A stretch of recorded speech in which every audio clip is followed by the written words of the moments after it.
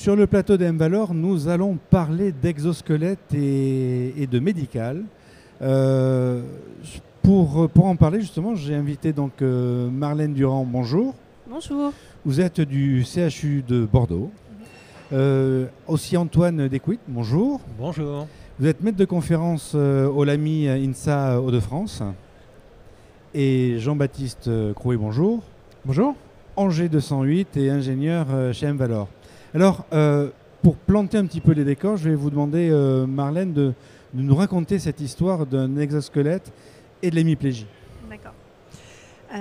Merci beaucoup de nous donner l'opportunité de présenter ce projet aujourd'hui. Donc, c'est un projet qui associe effectivement le CHU de Bordeaux à travers le docteur Geoffroy Moucheboeuf, qui est praticien hospitalier au centre de rééducation fonctionnelle de l'hôpital Pellegrin à Bordeaux, et qui a été sollicité par les ingénieurs de l'ENSAM à partir de 2014 à peu près. ENSAM qui voulait développer donc un robot, un dispositif de suppléance fonctionnelle pour les patients atteints d'hémiplégie. Alors l'hémiplégie, qu'est-ce que c'est ? C'est une paralysie latérale du corps, en général qui associe membres inférieurs et supérieurs, et qui concerne essentiellement des personnes qui ont été victimes de ce qu'on appelle un accident vasculaire cérébral.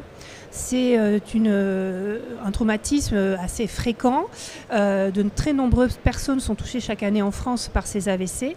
Et par contre, le niveau d'atteinte de cette hémiplégie est très variable d'une personne à l'autre en fonction des zones du cerveau qui ont été lésées.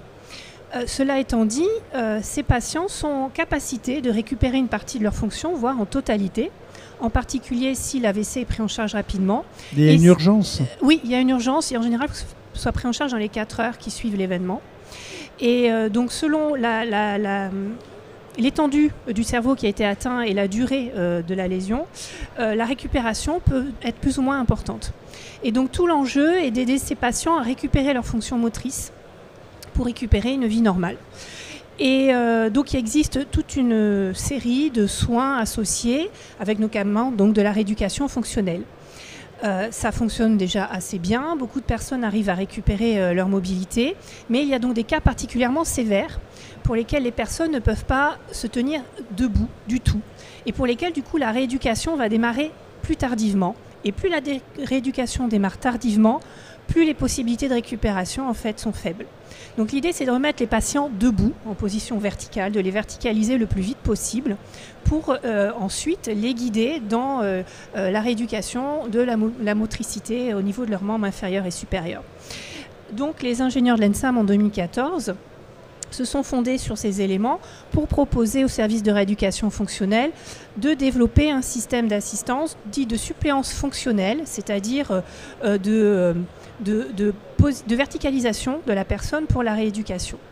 Excusez-moi, je vous coupe, mais quand on fait appel à justement des ingénieurs arts et métiers, avant, c'est qu'il manque peut-être de personnel pour verticaliser, c'est ça ?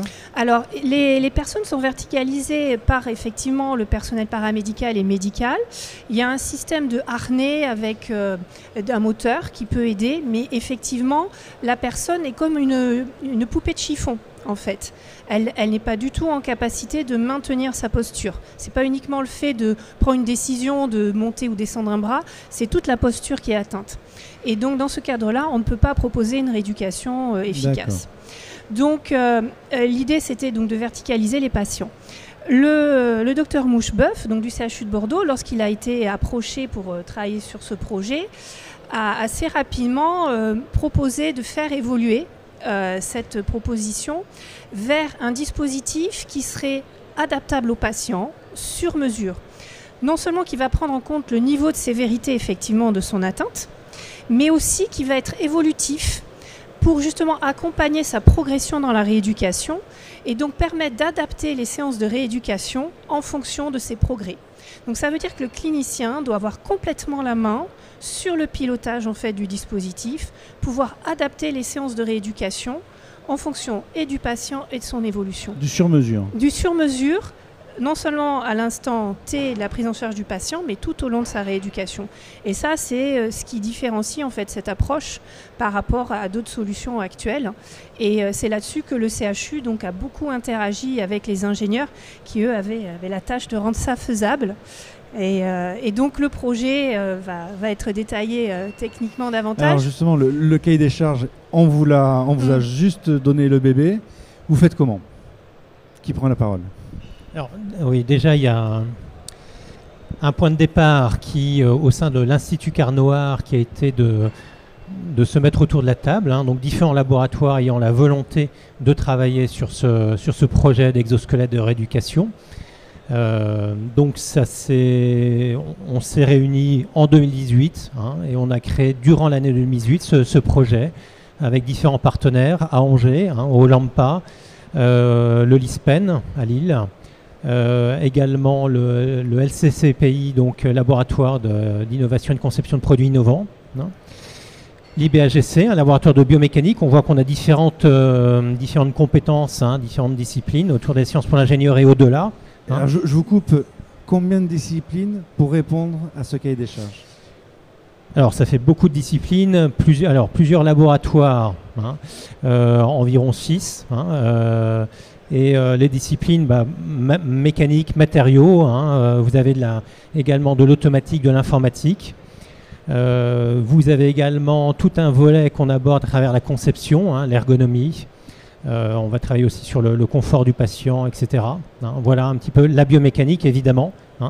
Et des collègues à proximité, thérapeutes, et également les collègues de Bordeaux, thérapeutes.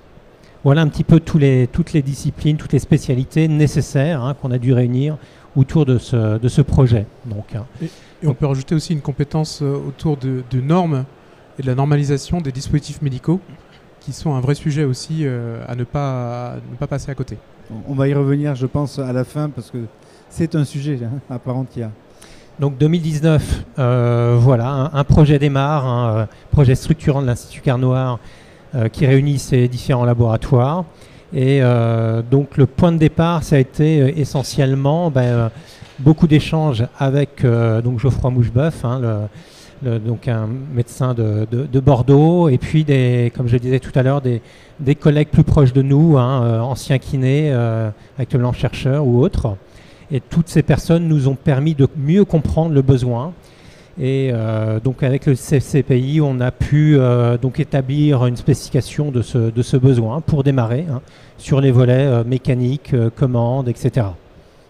Alors quel était le point le plus saillant peut-être auquel il fallait répondre en premier? Est-ce qu'il y a une hiérarchie dans la gestion de projet?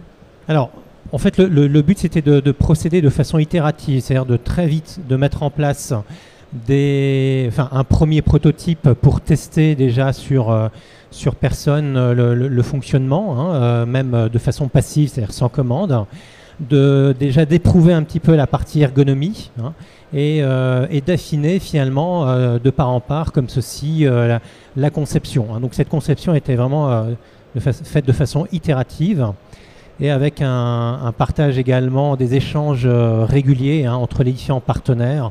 Aujourd'hui, on tourne là depuis 3 ans avec une réunion mensuelle qui réunit tous les partenaires, sans parler des échanges partenaire à partenaire pour aborder un point particulier.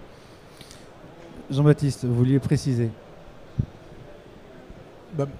Effectivement, c'est vraiment une façon itérative de travailler où, comme en fait, les fonctions auxquelles on doit répondre, qui sont de créer un dispositif qui est porté par le patient, qui doit être simple à installer par les praticiens, sans connaissance technique poussée du dispositif, léger, facile à démonter en cas de problématiques liées à la santé. Ça fait beaucoup de fonctions en fait, qui actuellement ne trouvent pas de solution avec les autres solutions commerciales qu'on peut trouver, qui existent déjà. Et donc c'est pour ça qu'en fait on a travaillé de façon itérative, on a imaginé des solutions technologiques pour répondre à ces fonctions-là. Et puis après on a essayé d'évaluer si elles répondaient vraiment aux fonctions et est-ce que les fonctions qu'on a imaginées étaient nécessaires aussi dans le fonctionnement de l'exosquelette. C'est vraiment ça notre démarche. Je me souviens de tout début du projet quand il a été monté, notre petit schéma en escargot avec différentes différents points d'étape et à chaque fois on repassait par les étapes pour arriver à une solution qu'on espère optimiser à la fin et répondant au cahier des charges. Et vous, côté Bordeaux, il y a quand même aussi une communication entre l'ingénieur et le médecin, c'est deux mondes. Oui, effectivement. Je pense que c'est vraiment clé dans ce type de projet, c'est la rencontre des personnes, d'équipes, de plusieurs équipes, avec justement des compétences, des expertises, chaque fois très très pointues, des gens vraiment de haut niveau, mais un moment où il va falloir instaurer un dialogue, utiliser un langage commun qui permette à chacun de comprendre les attentes de l'autre et également de s'entendre sur le résultat à atteindre. Donc il a fallu s'apprivoiser, je dirais. Effectivement, définir le besoin clinique, comment ce besoin clinique se transforme en besoin mécanique, électromécanique, automatisation informatique. Moi, je ne maîtrise pas très bien tout ce langage, mais on a réussi à se comprendre et à s'entendre. Donc il y a à la fois une culture, une acculturation réciproque, je pense, dans ce genre de projet. C'est ce qui le rend d'autant plus passionnant, parce qu'on apprend tous beaucoup les uns des autres. Et donc effectivement des réunions très régulières, avec des retours d'informations le plus fréquent possible pour justement éviter d'aller sur des impasses. Et comme on disait, comme il y a eu beaucoup d'itérations, ça a permis d'ajuster en fait, les choses au fur et à mesure. Donc dès que le prototype a été prêt, il a été sujet à des tests dans le service de rééducation fonctionnelle, avec les praticiens, les personnels médicaux, paramédicaux qui sont en charge de l'utilisation de ce dispositif, pour très vite détecter ce qui fonctionne, ce qui ne fonctionne pas, où est-ce qu'il faut apporter des améliorations et ainsi de suite. Et comme ça a été évoqué également, c'est un environnement médical, donc il y a une réglementation propre aux dispositifs médicaux qui s'appliquent, des normes spécifiques qui s'appliquent, sécurité électrique ou autre, et qu'il a fallu également intégrer dans la discussion, en particulier lorsque le centre d'investigation clinique a rejoint l'équipe, où nous on a justement apporté cette dimension-là, pour guider également le développement et les démonstrations de sécurité de performance, de façon à ce qu'elles soient conformes aux exigences relatives à un dispositif médical, pour ne pas se retrouver avec un objet technique formidable, mais qui au final ne pourrait pas rentrer dans un service hospitalier parce qu'il n'a pas les validations nécessaires. Donc l'ergonomie, ça en fait partie, tout un tas d'éléments de sécurité. Effectivement, si le patient fait un malaise quel qu'il soit, il faut pouvoir le mettre au sol rapidement, le déharnacher, faire un massage cardiaque, des choses comme ça, dans un temps record. Il ne faut pas que l'exosquelette soit une source de problème en lui-même. Ça ne soit pas un carcan, quoi. Voilà, exactement. Donc toutes ces dimensions-là ont dû être discutées, appréhendées en leur temps, parce qu'il y a certains éléments qui arrivent effectivement après d'autres. Et donc l'idée maintenant, c'est d'aller à l'investigation clinique. Donc de proposer ce prototype à des patients qui sont vraiment les destinataires de ce dispositif pour les tester dans le service Dr Moucheboeuf. Voilà. Et donc là, mais avant d'aller sur cette investigation clinique, vous êtes obligé quand même de passer par les fourches codines de tout l'appareil normatif. Alors, oui et non. Oui et non, d'accord. C'est un dispositif médical. Pour qu'effectivement il obtienne une autorisation de mise sur le marché, il faut que le fabricant monte un dossier technique, qu'il demande à un organisme notifié d'évaluer ce dossier et de vérifier la conformité aux exigences européennes. Là, pour l'instant, on se concentre sur la phase intermédiaire qui est l'investigation clinique. C'est la demande d'autorisation auprès de l'ANSM de mener un essai clinique avec des patients. Et pour ça, il faut monter un dossier également qui démontre la sécurité du dispositif médical et également qu'il atteint les performances attendues. Et donc ça, c'est l'ensemble des données que l'ensemble des équipes sont en train de collecter pour démontrer qu'effectivement on peut mener cet essai clinique en toute sécurité pour les patients. Et avec cet essai clinique, cette investigation, on va pouvoir collecter des données qui vont abonder ensuite le dossier de demande de marquage CE. Voilà, c'est un prérequis indispensable qui permet d'affiner effectivement aussi les notions d'ergonomie, de facilité d'usage. Donc on réalise ce qu'on appelle des études d'aptitude à l'utilisation qui concernent autant le personnel paramédical ou médical qui va installer le patient dedans, que celui qui va faire fonctionner le dispositif, et le patient bien entendu lui-même aussi, qui ne doit pas ressentir de gêne, d'inconfort, qui ne doit pas avoir peur du dispositif. On a envisagé toutes ces options-là. On a commencé à en discuter avec les patients alentours. Est-ce que ça vous impressionne? Est-ce que vous seriez d'accord pour essayer? Rien que des choses comme ça, l'acceptabilité est importante également. Donc en fait, c'est beaucoup de dimensions qu'il faut prendre en compte dans le développement du projet, pas attendre la fin pour certaines et essayer de les intégrer au fur et à mesure du développement. Alors, j'ai bien compris que c'est un grand travail de groupe. L'avantage aussi, c'est que c'est un développement Carnot, ce qui fait que Exactement. vous n'avez peut-être pas une pression de mise sur le marché immédiate, et peut-être aussi une logique de travailler certaines, je dirais, sous-parties de ce que vous développez, pouvant peut-être justement un jour intéresser l'industrie. Exactement. C'est l'objectif du réseau Carnot et de notre Carnot Art qui nous soutient sur ce projet-là qu'on a déposé sur un appel à projet interne, et, parmi d'autres projets aussi qui ont été soutenus. Et l'idée est bien là, c'est de monter en compétence les équipes, les faire travailler entre elles pour créer une structuration aussi du réseau et pouvoir plus tard répondre à des sollicitations d'industriels et leur permettre de bénéficier des travaux de recherche qu'on mène. Parce que, effectivement, il y a des travaux de recherche aussi associés à ce projet-là. Il y a quand même deux thèses de doctorat qui sont en train d'être finalisées. Et puis un brevet aussi, voilà, des choses comme ça.